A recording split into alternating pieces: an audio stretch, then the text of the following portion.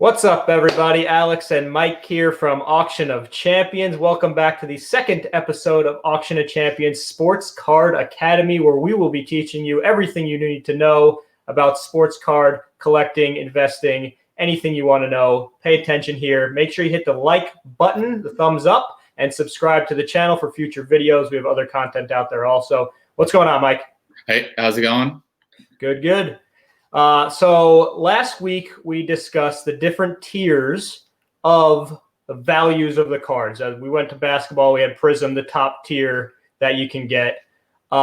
This week we're going to compare price results and the return on your investment for those types of cards. So you pulled up a bunch of examples. We got some charts to show you guys, some pictures of the cards, and we pulled some auction history on these cards to show you what type of return on investment you can get if you hold a card for a certain amount of time, all that stuff. So what we did is we pulled 5 different LeBron cards. We got a couple rookies, we got an auto, then a couple Prism cards, 2013, 2015, and we got them all in the PSA 10. We got all the history on there. We'll show them to you guys here in a second, but that's what we're going to do here today.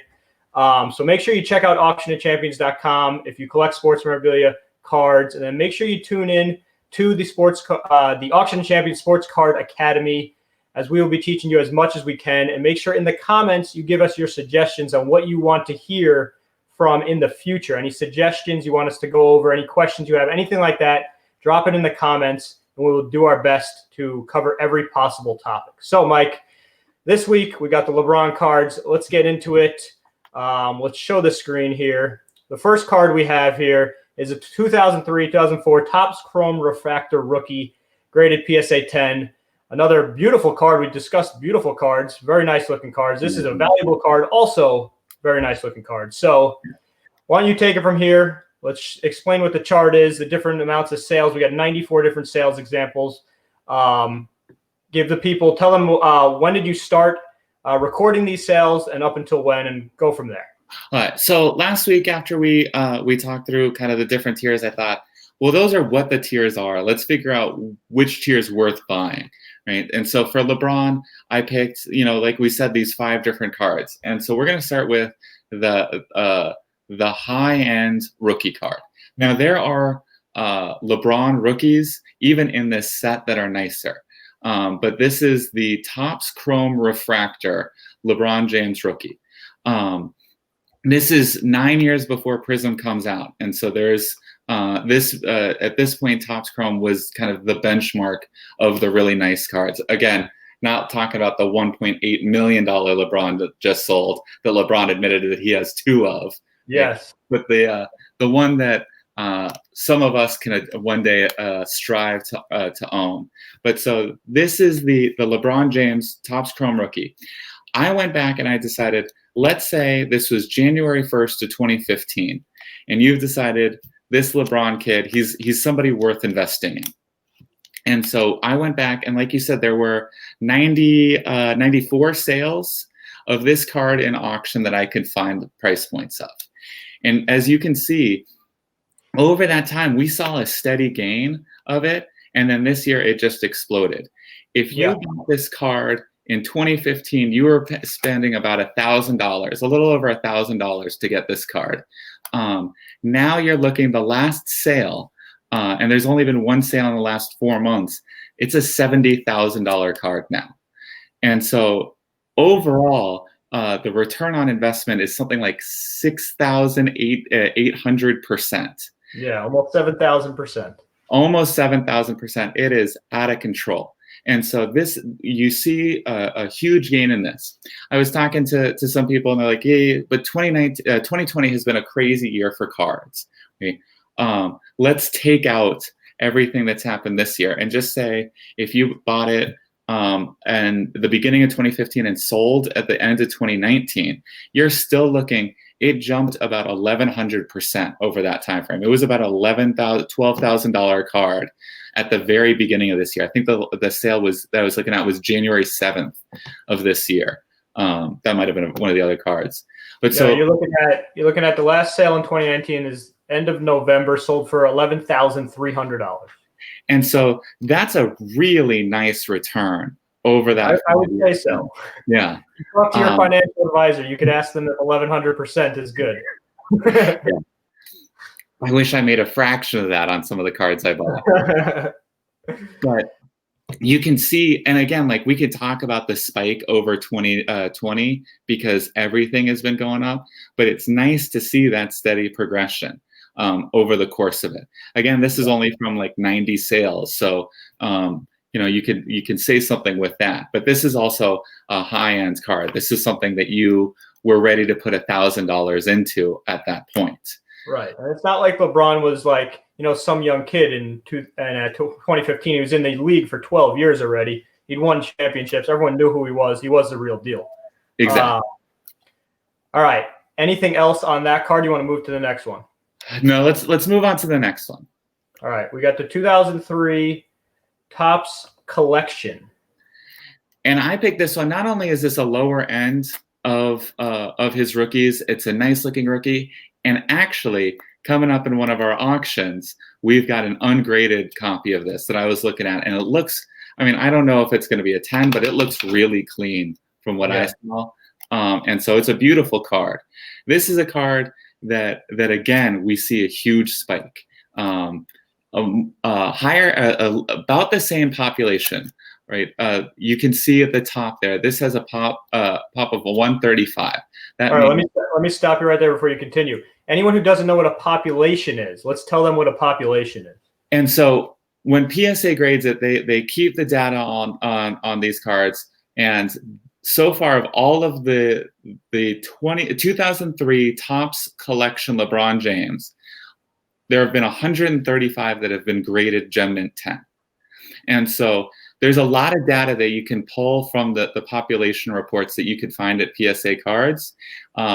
One of the things that we can look at just really quickly is there's 169 PSA 10 Topps Chrome Refractors. There's 135 Topps Collection LeBrons. And so they're about as scarce. There's about as many of them floating out in the market.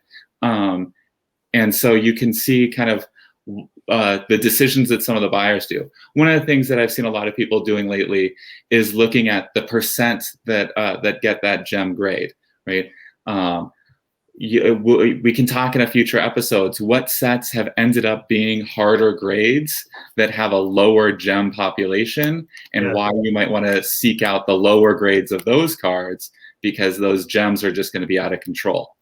Definitely a good idea for a future episode. But that is when you say a pop 135, that's what it means, everybody. Population. There have been 135 of this card graded by PSA as a 10. So you get all that information. PSA provides that, which is great. Super helpful for all sorts of collectors. Yes. And so you can see that again. One of the things that you can see a little bit more clearly on this graph is the ebbs and flows that we talked about a little bit last week. Of if you're buying basketball cards in August, you're gonna find them for a little bit cheaper than if you're buying them in April when we're getting ready for the playoffs most years. And so you could see a little bit of those bumps and pops a little bit out there. But still, this is a card that had what does it say out there? 2,100% increase. Yeah. So it is a card that went nuts, just as much, or not quite as much, but just as much as the Topps Chrome. Again, taking out 2020, we have a 928% increase from January 1st of 2015 to December 31st of 2019. And that's so a 5-year investment, ton of money to be made there. That's a ton of money. And again, like you said, this is a guy that we know at this point is going to be good. This is not going back to 2005 when he's only been in the league for a couple of years. He's already won a championship. He's already won an MVP. He's established himself like that. Right. He's also a guy that came into the league as the next Michael Jordan, like when he was a junior in high school. So you can look at somebody like, let's go with like Damian Lillard or something, who was drafted, I think, around 7th or 8th in whatever draft he was in. That's a guy that you don't know if he's going to pan out because how many NBA first-round lottery picks just turn into nothing? So if you find a player that you like coming out of college or after his first or second year, you start investing then, the return could be unbelievable. Like, and one of the names we were talking about before we started was Giannis. I don't think when he was drafted in 2013, anybody knew that kid was going to be as good as he is. Tall, lanky, skinny guy. Fit. I mean, what do you go? 15th in the draft, something like that. 14th or 15th in his draft, and yeah, he's turned into an absolute monster. Back-to-back MVP now. So again, if you invested in Giannis back then, it's just like picking a stock. But with talking about Giannis and these cards, one of the things I think we're seeing with these charts, though, is it's not too late to buy Giannis, right? It's not too late to buy Damian Lillard or Steph Curry or some of these guys, right? This is starting in year 12 of LeBron's career. We're only in year 7 of Giannis. We're only in year 11 of Steph. And so there's still time to get to the point where we're seeing this chart on those guys. Right. Definitely still room to make a lot of money. Mm-hmm. So even you don't have to invest in somebody, take a huge risk as a rookie. You can take an established now veteran, Steph Curry, 11 years, 2-time MVP. There's still a bunch of money to be made on Steph Curry rookie cards. Exactly. Yeah. Kevin Durant is another name I'm thinking of coming back from an injury. And his cards went up a lot this year, but we haven't seen him play for a long time. Yeah. So. All right, let's move on to the next card. So that card, we had 66 examples of sales. Even if you're just looking at, you see the bottom of this sheet here, you got May of 2018, the card sold for about $250, and the end of 2019 sold for $550. So you're making 100+% in a year and a half. Yeah. Crazy. All right, let's move on to the 2011 SP Authentic Autograph PSA 10. This is a hard one to look for because LeBron doesn't have a lot of easily accessible autos.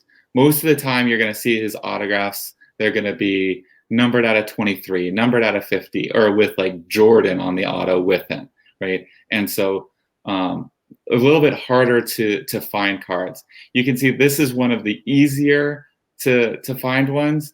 There's still only 13 PSA 10s of this, and there have only been 5 sales. Population of only 13 graded 10 of this card, and we only found 5 sales back in the last 5.5 years. Yeah. It still had a huge pop. It's still, growth over that time. We're looking at, can you tell us the percent? Was it? Yeah, we are looking at 545%. I mean, you got a sale on January 1st, 2015 for $197. Good luck finding a LeBron auto for $197. Then you didn't have another sale until July of 2018. 3.5 years of not seeing this card sell at auction. And we're looking at that growth. One of the things with the chart, though, is most of the growth came over in those first 4 years. Right? If again we take out the insanity of 2020, it still grew 405% in those first 4 years of this chart. And so maybe the auto then is a way to buy into the Giannis. A lot more Giannis autographs are out there. The Steph, he's signed a lot. Part of it is LeBron has an exclusive deal with Upper Deck, and Upper Deck doesn't make basketball NBA cards anymore. And so it's harder to find the LeBron autos, whereas some of these other guys have a lot more out there. So we had one sale in 2019, one sale in 2020. There wasn't a huge difference, $800 to $1,075. But if this card was to go to auction right now, do you have an estimate of what you think this would sell for? Now that it's NBA Finals, they're up 2-0. They're about to win another championship. What would you say? This is a $3,000-$4,000 card right now? It's definitely pushing 3. Yeah. Crazy. All right, let's move on to the Prisms. So what year? You mentioned earlier that Prisms came out in what year? The first year of Prism was the 2012-2013. So this is the second year of Prism. So this is a 2013-2014 Panini Prism Silver Prism. Yeah. And so the silver prism means that it's got that kind of holographic, that extra shine on the front. It's kind of like the refractors that you see at the Topps products, but it's that shiny gleam to them. Yes. Okay.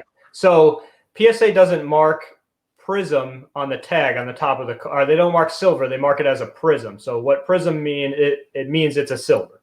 Yeah, because what you'll see with the other parallels, they'll have gold prism, green prism, etc., and all of those will get tagged with the color. This is like the non-colored prism, and so since the backgrounds, the borders are typically silver on these cards, they've just adopted the name of the silver prism over the years. Gotcha. Okay, so this card is a population of 58, so only 58 of these in existence. We found 21 sales over the last, it's really only the last 3 years because the first one you got is May of 2017. But at that point, the card sold for $28. $28. So our percent increase going to the most recent sale, which is September 10th of this year, of $2,700 is 9,600%. But a month before that, August of 2020, $5,100 this card sold for. And unbelievable. Absolutely unbelievable. One of the things, again, another topic for a future episode, it was hard to find auctions of this any earlier because everybody was grading these cards with Beckett. Beckett was the company for basketball 3 or 4 years ago. And when people started moving over to PSA, that's why, I'm sure that a lot of the old Beckett 9.5s have been broken out of those cases and submitted to PSA. But it's an unbelievable return. Again, even taking out this year, we saw a 2,800% increase. To take a step back, part of this is the allure of Prism. We talked about it last week in that Prism has really taken over the market. It is the card to own for a lot of these guys. And not only that, over the past year, we've realized just how scarce these early year Panini Prism silver prisms are. The population on this is what, 50? 58. 58. And so there's a third of these compared to the Topps Chrome rookies, the refractor rookies. And so just in terms of the scarcity, this is the year that Giannis was a rookie. So this set has a lot of appeal that way. There's a lot of draw to this set, and then this is the hard to find LeBron from the set. So it's seen a huge jump, which again, part of the idea is maybe you're gonna go through those pop reports and figure out what cards have a much lower population that nobody really seems to be paying attention to, because maybe that card is not only gonna have the jump of being one of these all-time greats, but a card that people just want to get their hands on because it's going to be hard to find in a couple more years. Yeah. You got to do your research. Do your research, people. Use that pop report. It's psacard.com is PSA's website. They have it for every card that they grade. Make sure you use that. When looking for an investment in cards, use that pop report. Very, very important. Definitely. Okay, let's go to the last card that we have here. We have the 2015 Prism, and this is the base Prism. There, if you're looking at the card right now, you can see the shine difference on the screen there from the silver that we had up before to the base now. So that's the difference of the Prism. Definitely. Okay, so the 2015, 2016 Panini Prism PSA 10. There's a population report of 104 on this card, and we have 20 sales over the last 2 years. And this card jumped from about an $11 card in 2015. I don't even think it goes all the way back to 2015 with some of these sales. Yep, 2018, 2 years ago. It jumped quite a bit. Part of that is, again, this allure of the Prism cards. Everybody's been buying up all of the Prism. We've seen jumps in a lot of veteran-based Prism.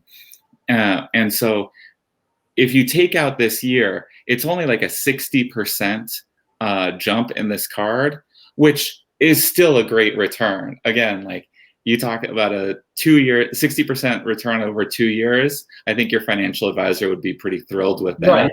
Starting with an $11 card and ending up with an $18 card doesn't sound like that big of a deal. But I mean, if it was a $100 card that you're now selling for $170, or a $1,000 card selling for $1,700, or you sell 100 $10 cards for $17 a piece, it's a big difference. Just because it's only from 10 to 17 doesn't mean that's not a big deal. That's a large amount. Exactly. Right. And one of the things is you talk, who's going to be able to, who's going to want to buy 100 of these cards? I can think of 100 people off the top of my head that want this card. And I'll buy it. Exactly. I mean, I'm not laughing at 60%. It's very hard to make 60% on your money in an investment. And so again, going back to the guys that we've been talking about, this is an affordable, like, even if you're just starting and you're kind of afraid of some of these bigger investment cards, you find the Steph from this set, the Durant from this set, some of those guys. Even after the 2020 bump, there's still going to be some room to grow. Maybe you're not going to make the 10,000% that you saw in the 2013 Silver Prism, but you're gonna make that kind of healthy, steady profit, and you're gonna be able to cash out when you want, right. when you find that next card that you want to buy. So we've got the whole range here, and there's solid investments from the top to the bottom. Yep. Basic, moral of the story is do your research, pick a couple players. Find a player you like. Find a player you don't even have to like the player. Will he be a good basketball player? Is he going to make a difference in the NBA? Is he going to win a championship or an MVP? All of this matters when picking a player, because if you have, even there's like one example in baseball, Mike Trout. He's been to the playoffs, one time? He's still the best player in the league. People will still always collect that guy. He's kind of like an outlier when it comes to what we're talking about right now. But you get a guy, what's a good example? Like Giannis hasn't won a championship yet, but he's won now back-to-back MVPs, so his value is going to continue to go up until he wins a championship. It's just going to shoot up like crazy amounts. So you want to try and pick a player that you think is going to land on a good team, be the centerpiece of that team, win an MVP, championship, whatever it is. Value can only go up on a guy like that if you pick the right player. So do your research, find some players you like, use that pop report on PSA, look at past sales, past history, look at cards that are going up a little bit. Maybe you catch it at that 60% increase, and then it shoots up to now it's 1,800% increase. So you never know what you can do, but make sure you do your research. Anything else to add, Mike? What? Anything else to add? I was just going to say, let us know who else you want us to track, what other questions you guys have. We're going to put together something on football pretty soon, and let us know. Keep those questions coming. Yeah, put it in the comments, hit that thumbs up button, hit the subscribe button. Make sure you share the video, get some people in here. If anyone who wants to learn about cards, collecting, investing, anything. And again, questions, bring them to us. And check out auctionatchampions.com and bid like a champion. All right, Mike, take it easy. We'll see you guys later.